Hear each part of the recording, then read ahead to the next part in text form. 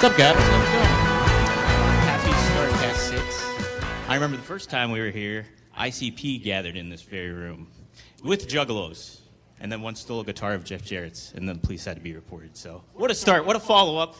And we got here none other than Mr. Rob Van Dam. Rob, thanks for doing this, brother. Sure. So, easy one to start off with. What's some good memories of Chicago for you? Being in this area, close to Detroit, where the Chic trained you and everything like that. So, what really stands out to you?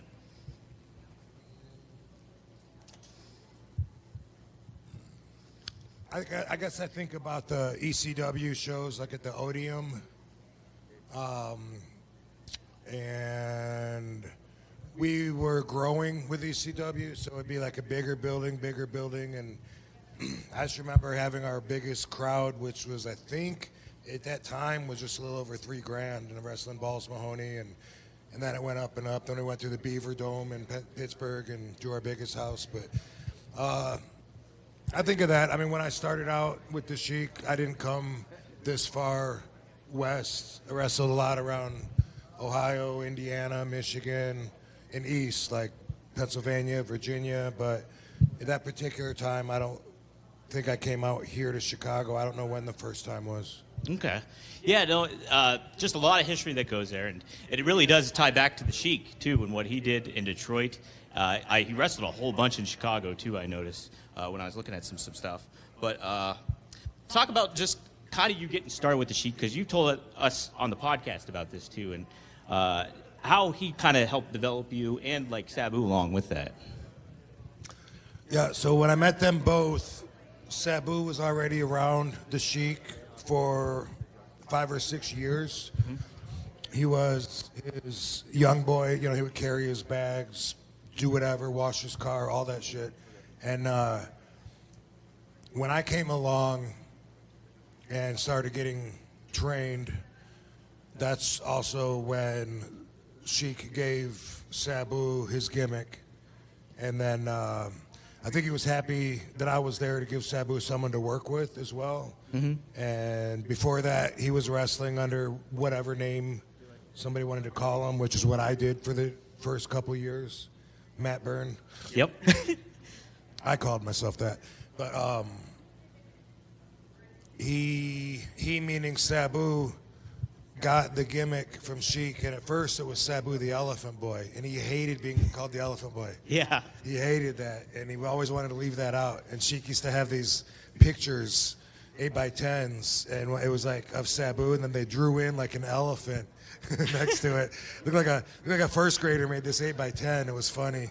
But he also wanted to call me the Polish Prince, which I didn't like either. So those were some of the Sheik's first ideas. But Sabu was already a good wrestler. He was an amateur wrestler. He knew what the fuck he was doing, and so I learned that right away training with him. I was like, wow, this guy can teach me. Like, he's smooth, his arm drags and everything. And then I had the acrobatics, so I was teaching Sabu how to do, you know, some backflips and shit like that when he was teaching me how to wrestle. So that's kind of interesting, because I didn't know that. I thought he kind of always had that in his repertoire too. So you kind of taught him a lot of that, like that stuff, and you guys learned off of one another in a lot of ways, then, huh? Oh yeah. He'd be standing up there on the top rope, going, "Hold on." Sabu, I was just about to do it, you know. Shut up, let me do this. And he would stand there trying to get the guts up to jump back, and you know, he's not as graceful, his style, and so for him it wasn't as much knowing what he was doing. It was more like just going for it, you know. Like, yeah. Like, no, when I do a backflip, I actually get my head back first, and then I can see where to put my feet. With him, he just kind of like goes for it and hopes he'll land in a safe way. Now, did you guys, when you guys would start doing innovative stuff and different kind of moves, like you did, you know, all the stuff you did off the apron or off the guardrail, would there be like times where you'd be like, I called dibs on that one? Or would there be, or would Sabu kind of do his own thing and be like, oh yeah, that's yours, and then you go from there? Or would there be moments where you'd be like, oh. Yeah, well, so my best friend Dango, he came along 6 months after I started training. We did everything together: kickbox, tough man contests, everything. And he came along and also got trained by Sabu and Sheik and would work out with us. And he and I had that relationship all the time. Oh, really? We were so competitive. If one of us came up with a new move, then the other guy would put a little twist on it and say, no, this is way different and it's better. But I don't remember with Sabu so much that being a factor. Talk about Dango a little bit, Except the split-legged moonsault when he did the Arabian facebuster thing. Yeah, I'd be like, dude, now how is that not taking my split-legged moonsault? No, you do it in the corner. This is different. I do it 2 inches off the corner. A little bit of migration there. Talk about Dango a little bit too. Your history. Yeah, Dango was my best friend since like 6th grade, and we always did everything, had the same dreams, whatever, acting, stand-up comedy, wrestling, martial art, everything we did together like best friends do. And then he fell back a little bit when I was starting to really make it in the business because he had different priorities, different values. Right. He had a girlfriend, and he missed the family, and it was hard being on the road and stuff. So he fell back. A little bit later, he put a little energy into it again and kind of like fell back again. Same reason. And then after he got divorced, then he kind of felt like, now he wanted to just live his dreams out, and he started doing a lot of acting. He was in The Walking Dead a bunch of times, and he's got a pretty big resume from all the acting he was doing. And he was still flirting with wrestling and had, no ceiling. Like he had unlimited potential with what he could do since his divorce, because that's what happens when you're held back with the wrong partner. Yeah. But then he died of cancer. Yeah. Well, how would you think would he have done like in the business if he did kind of continue and stick with it a little bit? It was more? really good. In fact, he went. We got him a match or two with ECW, and Paul actually at one point offered him a job. Mm-hmm. Really? Yeah. Oh, no. And he was going to be working for ECW, but that was when his home life, was interfering. Kind of playing into that. Yeah. Sheik was known for like all the different, kind of incorporating the blood and the gore, kind of in the menace aspect of it. When you and Sabu kind of got into the ECW aspect, do you think that kind of laid a good groundwork for you guys going into that and assimilating yourself, so to speak, in there? I know Sabu was already there before you got there, but did that kind of style already be like, the Sheik, seeing what the Sheik did kind of helped a lot? Well, yeah, of course it helped. Mostly because what he taught me and what he was all about was the business in a way that it's not anymore. Mm-hmm. Right now I feel like this generation of wrestlers used to be fans, and that they all believed it was scripted, and so now they made it scripted because now they're the ones in charge. That's what it feels like. Yeah. And I still have never seen a script, by the way, regardless of what the fans think, unless it was for a movie. But with the Sheik, we couldn't hurt each other enough. It was all about, it's good for the business. If you get a black eye, if you get a bloody nose, you get in fights, it's good for the business. The little scrap that happened in the dressing room, I told you, I can't believe it's that big of news. That should happen sometime. Right, yeah. And even that's good for the business, because otherwise people think, oh, I could beat that guy up, and they don't realize, what it takes to even do what we do. And so anytime that is exposed, I think that it does protect the business from that perspective. So when the Sheik was out there doing it his way, cutting people up, scaring the hell out of the crowd, chasing them, whatever, that was all as real as it could get. So that definitely made its impact on me. Sabu went with the scars. We both took different things from the Sheik, and Sabu started loving the scars more and more. The more barbed wire matches he did, the more he was living the gimmick by becoming the freak that he is. And for me, it was more the mindset, the Sheik taught me to be committed, and that's what I see missing nowadays, and that's just the way it is. You think that's the biggest aspect missing in today's modern era of wrestling, is the commitment and like that kind of focused mindset and the adding of legitimacy to it? I have no doubt. Yeah, okay. As far as Sheik's peers and stuff like that, what did you kind of who did he really like a lot to work with and things like that that you maybe kind of learned from, or he wanted you to kind of study a little bit, I guess, back in the day in certain aspects of that? There was a dude named Larry Shane, right? And he went by Leaping Larry Shane. And I was impressed with that because I didn't know Leaping Lanny Poffo had gotten his name from someone else. Mm-hmm. Leaping Lanny inspired me to think outside the box, do some flying, add a little athleticism to it to make it interesting. And so he would tell me, yeah, I used to wrestle Leaping Larry Shane. You need to watch that. He would talk about Pampero Firpo. Oh, yeah. He talked about Bobo Brazil all the time. Yeah. And he would, after we trained and then swam in his pool, we would eat dinner. It was a very private training. It wasn't like a school. And his wife Joyce would make food for us and would eat, and we'd listen to Sheik tell stories. And he was always dropping these names, the Fargos, Flying Freddie Fargo. He was telling me about when he found Abdullah the Butcher. He was the great Zealous Amara. I impressed Abby with that a few weeks ago when I saw him. When you were at the he was convention like, what? there. I said, oh, you didn't know I knew that about you, did you? You're just like... Zealous Amara. And Sheik said he was just a karate dude that would like chop boards or bricks with his hands or whatever. And Sheik taught him how to wrestle, although Abby's stories conflicted a little bit with the credit Sheik was taking, but I think Sheik was right, though. Yeah. I just read a cool story before I did the notes here. The Sheik was in Texas with Bobo Brazil, and apparently this was like back in the civil rights days, so they had the fences up in the balcony, like there was like mesh fences above, so where the African Americans would be, and then down below where the whites would be. And Sheik broke character, got up, climbed, and tore down the wire fence.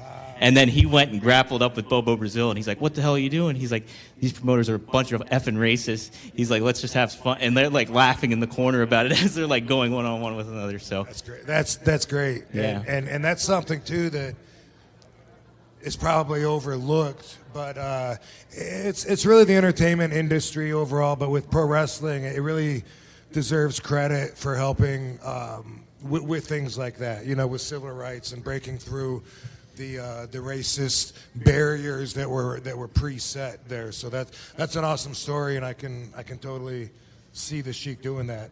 Is there a cool personal aspect of the Sheik that you really liked about him that really stands out to you? The only time he ever broke character was when he was around his niece. Really? Yeah, and then he would soften up, and he would be like, oh, hi, Susie. Hey, Susie, you want to give me a hug? And the rest of the time, he'd be like, what are you looking at? And we were always intimidated by him, always scared of him. He never, ever softened up to smarten us up or anything. It was always just, he taught by being the Sheik, teaching us respect for that, for the business, for the physicality of it. There was no crying that you're.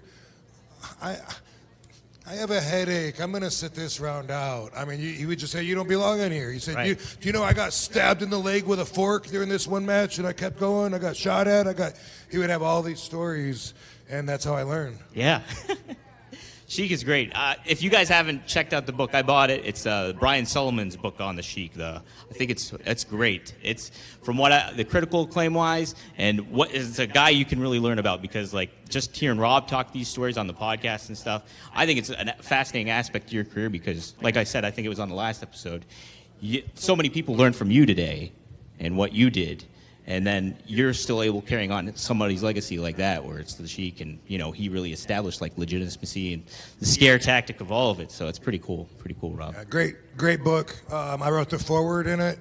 It's so extensive. It's not a quick read. That's all I got to say. Like every once in a while, I put it down and I pick up a mafia book for a while, and then I go back to it, because it has so many. And if there's more than one version of a story, he tells both versions, and he says other people say this happened, probably this happened. It's so extensive, and I've learned so much. Yeah. Yeah. Oh man. Anybody got some questions for Rob? We'll do a little Q&A session happening here. So if you guys have some questions to throw to Rob about the Sheik, about whoever too, like Starrcast, anything like that, feel free. But yeah, talk about Sabu too a little bit in regards to, he's your tag team partner. You also call him a mentor and a friend, obviously. How do you where do you kind of rank him overall as far as friendship and everything goes when it comes to how you view him, I guess, in certain aspects? Did you look at a mentor first and foremost, then a friend, or how's it kind of go for you? Yeah. When I started training with him, especially when I brought Dango around, I was 18 when I first met him, and the very first time I got in the ring and worked out. Turned 19 like the next week or something. Very young. I was very immature. Me and Dango were goofy, and we used to drive Sabu crazy because we were always making each other laugh and just giggling at the stupidest stuff. And it would annoy him. He learned to like us, but I know that at first he was looking at us like, you guys are just two fucking dumbass kids. Quit laughing so much.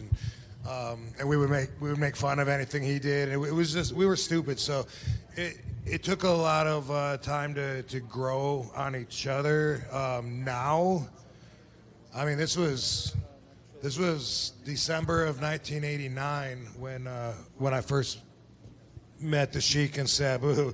Now, Sabu and I have literally had each other's backs on the street, in clubs, all over the world, in Japan and Mexico. We've had so many adventures together, in and out of the ring. Next to my wife, Katie Forbes, he's the closest person in the business to me. And I feel like he's my brother, even though he's not my blood brother.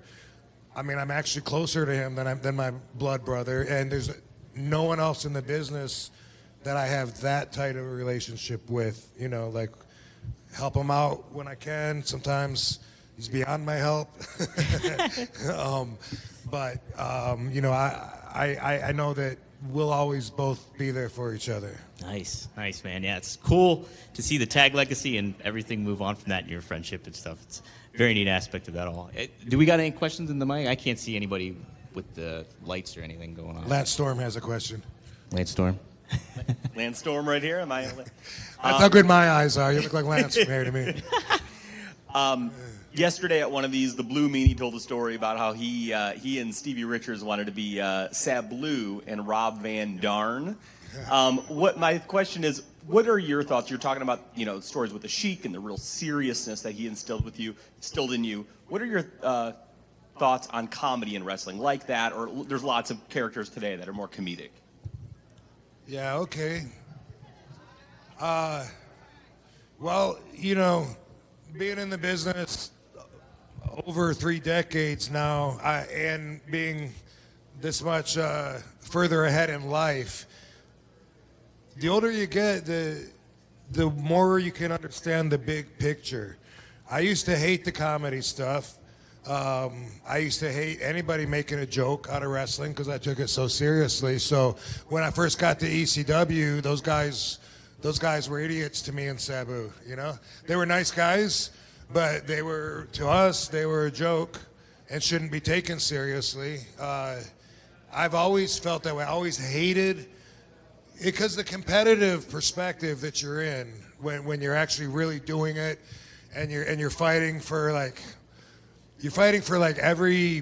inch that you get against other talent, and it's the decision of some agents, which way the match goes and what happened. And it's like they'll just, if you let them take advantage of you and just flatline you, they'll do it even if you're valuable. So there's so much politicking, even if you don't want to do it, that's involved just to look out for yourself and to protect yourself, and in that competitive spirit, I always hated it when there was comedy shit. I always hated it when actors come in and make it look like it's easy. Ooh, Jeremy Piven can do a crossbody off the top rope. I guess anybody can.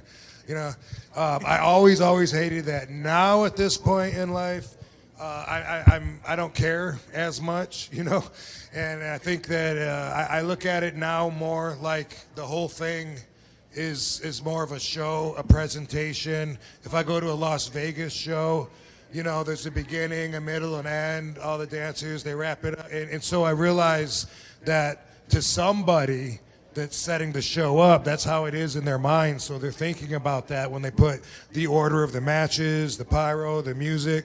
for me, I just wanted to go out there and wrestle. I want to go out there and show what I could do. So I couldn't think about all that other crap that was interfering with what I was trying to do. I mean, I in ECW, nobody ever asked us if we really hit each other because they knew we did. We were busting each other open all the time, and we were fighting for legitimacy, for credibility, and the things I'm talking about contradicted that and kind of went the other way, and still do.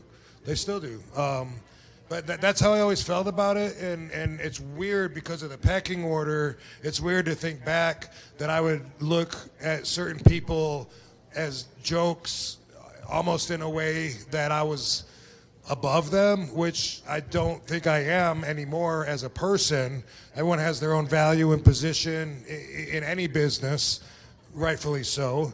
But the person thinking behind that is a real person, so now it's like, these guys are cool. They're just trying to make a living like me.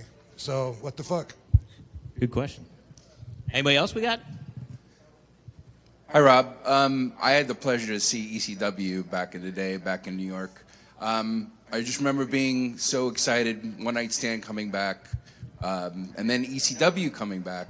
And obviously it didn't work out. If you had the chance to book ECW the second time around, or suggestions how it could have been more successful, what would you have done? I would have left it alone. When people forget, I mean, everybody knows it was my idea to bring ECW back, right? I went to Vince, pitched the idea. Dude, give us one night. You got so many wrestlers here that are ex-ECW. You don't even have to go bring anyone else in. Just let me select our guys and let us go do what we want to do and be seen the way we want to be seen. The product was so different from the mainstream wrestling that's all it would have taken. And so when it first came out, people forget. It was awesome. There was a couple things that were a little silly, and every single night Paul was fighting to get the things we wanted to be on the show and to get things we didn't want to be off the show, and that was always a compromise. But at first, man, I had some great matches with Big Show, with Tess, with Bob Holly, with Sabu, kick-ass matches, and I loved hearing Jim Ross commentating, saying, ECW means anything goes. That was it, right there.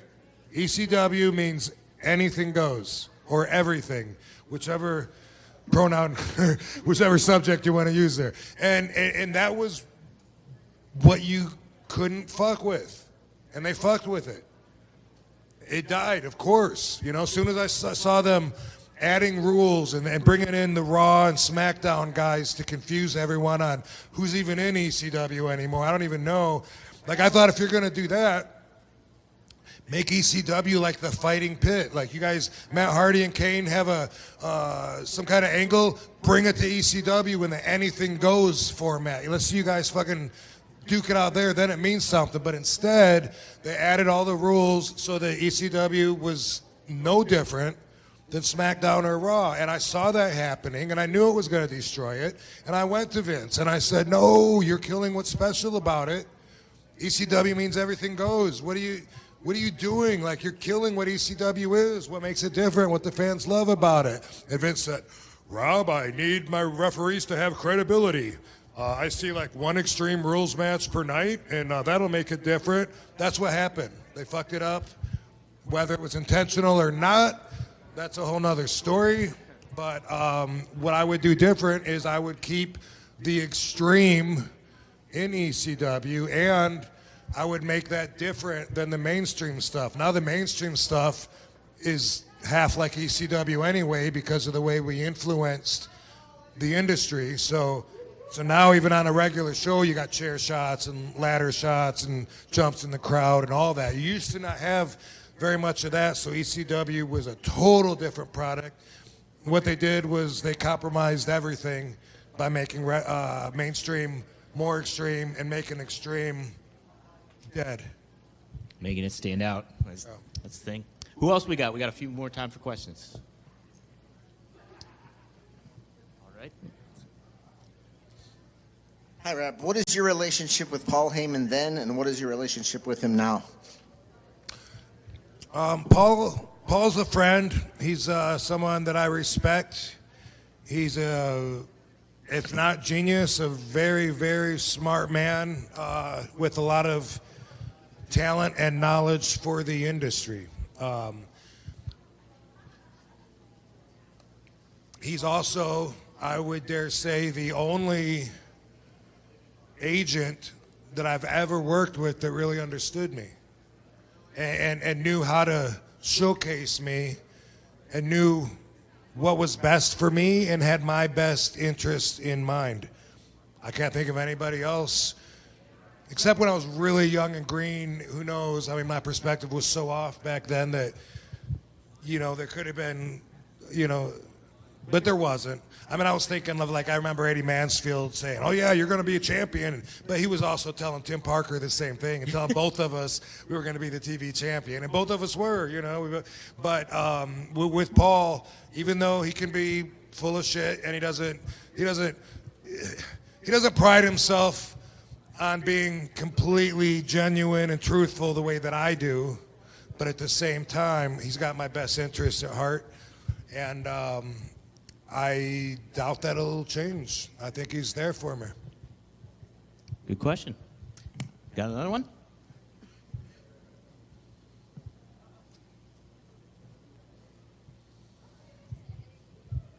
Hi, Rob. Thanks for doing this today.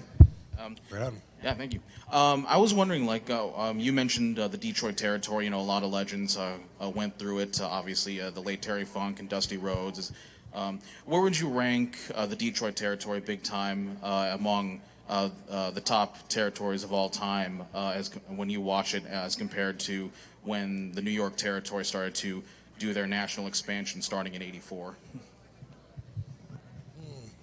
Well, the territorial days were actually right before me. When I broke in, that was coming to a close. It was monopolized already by WWF. There was WCW, and there was Joel Savoldi in New Jersey, IWCCW, and there was USWA. So there was still territories that were dying off, but I can't say that I broke in and it was still territorial days because there was no fences that were put up. There was no boundaries. Everyone was doing whatever at that time. So most of what I know about the territories is from reading or from documentaries or stuff that I've picked up on. And I know that Detroit was huge because of Sheik, and even before Sheik took it over,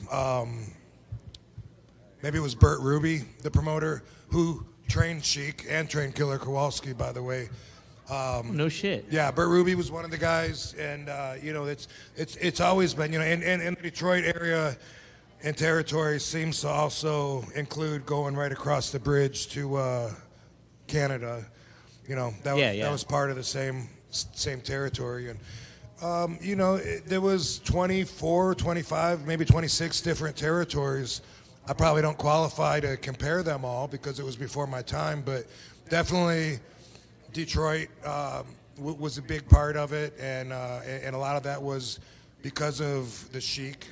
He was helping it before he took over, and then once he took over and expanded and did a lot of right things with it, it's a big part of history. It's as far as ranking it goes, I don't know. I'm sure it wasn't more popular than New York. Really good question. We'll do two more.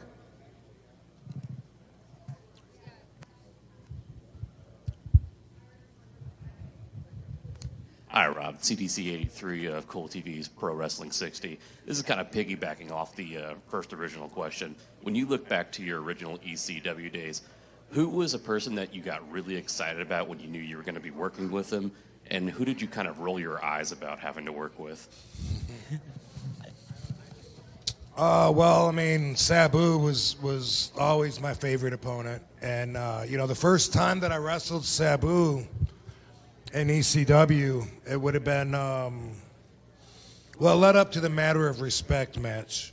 I can't remember if I wrestled him and didn't shake his hand on the first time or if that was the second time, but either way, we had wrestled each other a lot because he trained me, and I went to ECW in '96. I had like 6 years under my belt.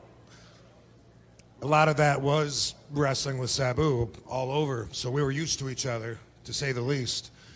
We had our first match at the Philly Arena together, which was one of my very first matches there. I still didn't know everybody. After the match, when we went back through Gorilla, all the boys were waiting behind the curtain. They were all standing, and they were all clapping. And I'd never seen that before. I didn't understand it. It confused me. I didn't know what that was. That was so different, because I was trained by the Sheik and Sabu. You're not a fan. You cross the line. You're a wrestler. Don't be a fan anymore. That was embedded into me. The very first time I was allowed in a dressing room before I had my first match, it was in Euclid, Cleveland, Ohio. Sheik wrestled. Jerry Lawler was on the card. Sabu wrestled. Actually, I did a run-in and broke Sabu's jaw. But before Sheik and Sabu let me into the dressing room, man, they smartened me up to, dude, no autographs, no pictures with anybody. Don't talk to anybody unless you're spoken to, unless you just want to introduce yourself, say your name, shake their hand, look them in the eye. Don't say anything else. And that's the way that I came in, which now it's way different. You know, I take pictures with every other wrestler wants a picture with me when I'm in the dressing room now, and it's like, that's just the way it is. But because it was so much like that, I didn't get it, and I walked right through everybody that was clapping, and I went to the back of the room, and I waited for Sabu. And when Sabu came to me, I said, "Hey," I said, "Come here." I was like, everybody was like standing and like applauding. Like, did I miss something? I don't. What was that? What happened? And he goes, "Oh, don't worry about that." He goes, "That's just because," he goes, "you and I are used to our matches, but they've never seen anything like that. So they're clapping because they like the match." And I was like, "What?" I didn't get it. I was like, "Are you serious?" And he said, "Yeah, that's like they love the match. They're showing support." And I'd never seen that. And it's funny because in one of the I don't know if it's one of the documentaries, is it Beyond the Mat, or maybe it's newer, but they mention that, and somebody says that never happens in real. It's in there. It's in the movie. One of the wrestlers says, and they don't clap for each other and shit like they do in the. You know, that doesn't ever really happen. And I'm like, yes, it does. All the time. You know, rolling my eyes would be a lot of people. You know, I mean, back then, you know, like I said, it was so competitive. Like, I knew that, like, when we were wrestling the Dudleys, it was going to be a fight, because we would go out there and fight. You know what I mean? Me and Bubba would get into a trade-off of punches every single night. One of us would potato the other one, and then you get a receipt, and then another receipt, and another receipt, and we would just trade. It goes harder and harder and harder, and that would happen every night. We'd just get caught up into it, and that's because we were both so stubborn and competitive that we weren't going to give an inch, and that's the way that the whole business felt back then for me. So, you know, there'd be certain guys, I'd be like, oh, God, you know, he's going to, you know, if I was wrestling Taz, because I had issues with him, you know, at the time, and basically Sabu and Sabu's little clique, we'd stick together, and I liked a lot of the other guys, but Sabu always told me that we were better than everybody else. And I believed it, and he put that into my ego and then my competitive heart, to where it was like anytime I was wrestling somebody else, it was going to be a compromise. I was going to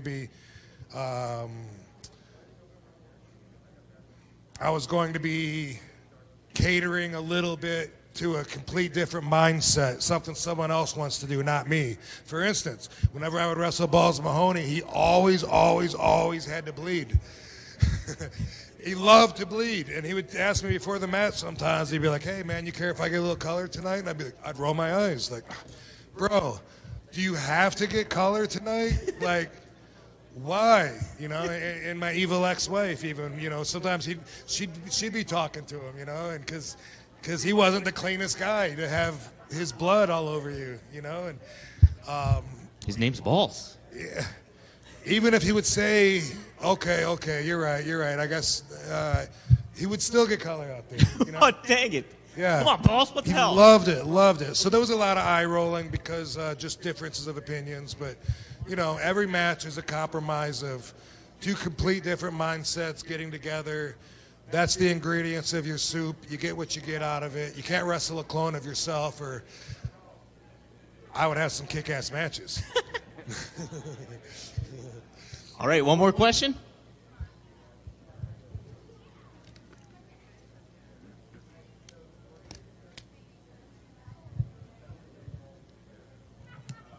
How was your match against Jack Perry?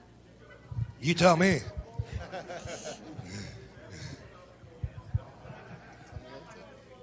I liked it. You liked it? I liked it too. Jack is a fan of ECW and of the old school originals, and I knew that, and that had a lot to do with this match coming together. So I enjoyed it. It was a one-off. I know everyone's happy to see me back on AEW, but don't hold your breath. We don't have any future obligations at this point. We have a, hey, let's do it again sometime soon kind of thing, which may or may not happen. So that's as far as that goes. But it was good. I've only had like maybe 3 or 4 matches this year. I think before that, my last match, you were there. That was at the end of April. Pittsburgh. Roche Rice Garden. It's a shithole. Yeah.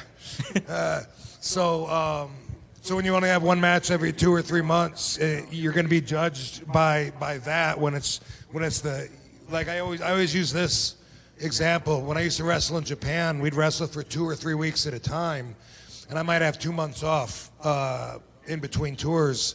The first match in is always the roughest. It's hard to breathe, everything hurts, and then you get conditioned right away. And by match 2 or 3, you're like, boom, let's go, I'm ready.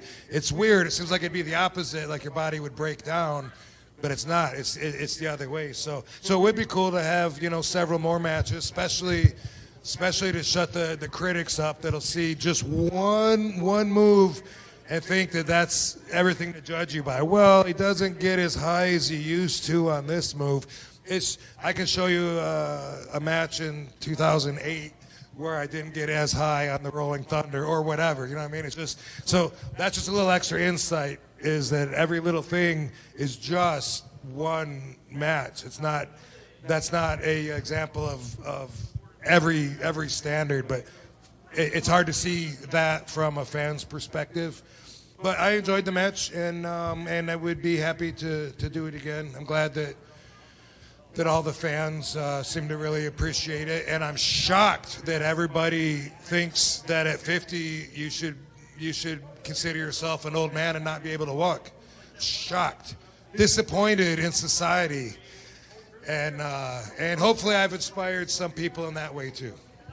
Rob gives a good perspective on that on the podcast too. He talks about age and how you talked about like a 35-year-old guy was saying like, oh, I'm old and everything like that, and Rob's like, what the fuck?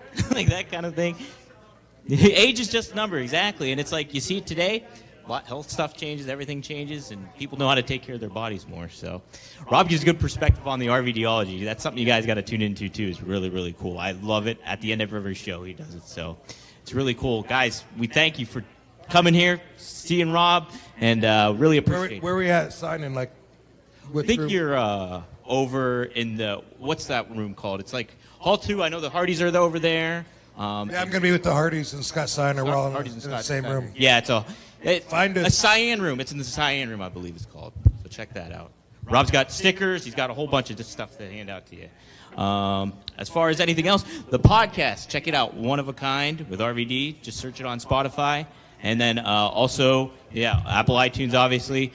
Check it out, obviously, early on the Premier Streaming Network. Every Friday it drops. So you get it a couple days beforehand. And then everywhere you can go to rvdpod.com and see Rob's clips. He does his own RVDology and plenty of other stuff, too, as long as the episode clips, too, as well. So, guys, thank you so much. Rob, thank you for doing this, too, man. Thanks, Dominator. Yep. Thanks, everybody. Yep.